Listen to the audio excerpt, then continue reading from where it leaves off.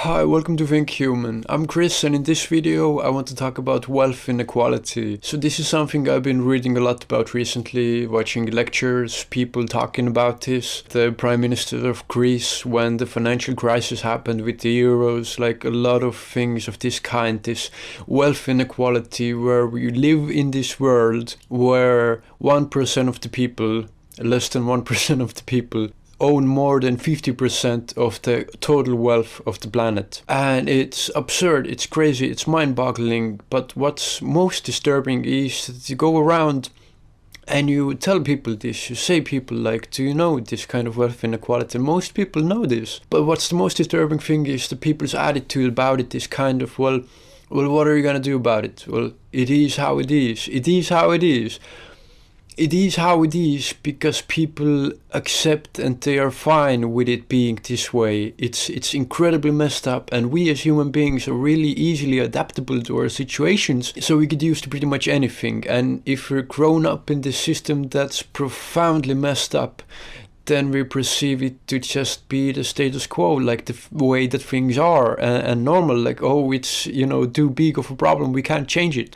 I, however, believe if every human being, if more and more and more people became aware of this problem that we're facing, this incredibly deep wealth inequality, if more people didn't have the attitude of, well, what are you gonna do about it, or it is the way it is, if more people were sick and disgusted by it, by the unfairness of this kind of situation we find ourselves in, if more people look at it that way, then any possible way in life, any small opportunities, chances that arise for people to express this opinion against this kind of system, against this way that the world is currently set up as this inequality being fine. If more and more people were like this, then it would gradually sort of sink into the world, and there would be more and more opportunities for this to grow and evolve. This is how all kind of movements get started. This is how to get things done. But if everybody thinks that nothing can be do about it, then nothing can be do about it. It's like this issue of coordinated movement. For instance, there's this an example of let's say you have this website called eBay, and you have on this website all the buyers and sellers. So people buying stuff, people selling stuff, everybody's there, and everybody's reasonably happy because there's a lot of business going on there. But there is a new website, and this website is much, much better. It's easier transaction, it has less fees associated, it's smoother, it works better, communication, everything like that. It's perfectly good. But no one's in this platform yet. People are still in eBay, and people start looking over there like, wow, there is this like much, much better way to do things, this much better platform. But if I go there alone as a seller, who will buy? There will be no one to buy. So on an individual level, it makes sense for people to not switch, to not cause a riot, to not like, well, I'll go there and make my own thing. For one individual, it doesn't make sense, even if the overall outcome would be way better for everyone. And this is the coordination problem. If everyone could organize in the future, hopefully in similar situations, it's possible if, maybe even Facebook develops some kind of really cool algorithm for actually coordinating these kind of things and bringing people these ideas and the possibility and opportunity to go along with them, then people could all... There was an example of this from a research paper. Eliezer Yudowski talked about this very subject in length. And they made the same thing. There was this scientific journal, and there was a scam. So people, publishing other people's works, and it was really messed up stuff. But essentially what they did, all the scientists posting in this paper, all coordinated in this date, in this time, we will all switch and post to this new place. And it worked because everybody did it. So in the same way, if you have this way better version of Facebook plus eBay plus whatever, if everybody did it at once, if we could find a way to coordinate these things, this would work. It's like the issue of people not going to vote because they're thinking that their vote makes no difference. And on the individual level, it's again true, and it's the same very problem because we feel like we don't make a difference. So then the choice is this really local and simple choice, like, do I choose one asshole or the other asshole?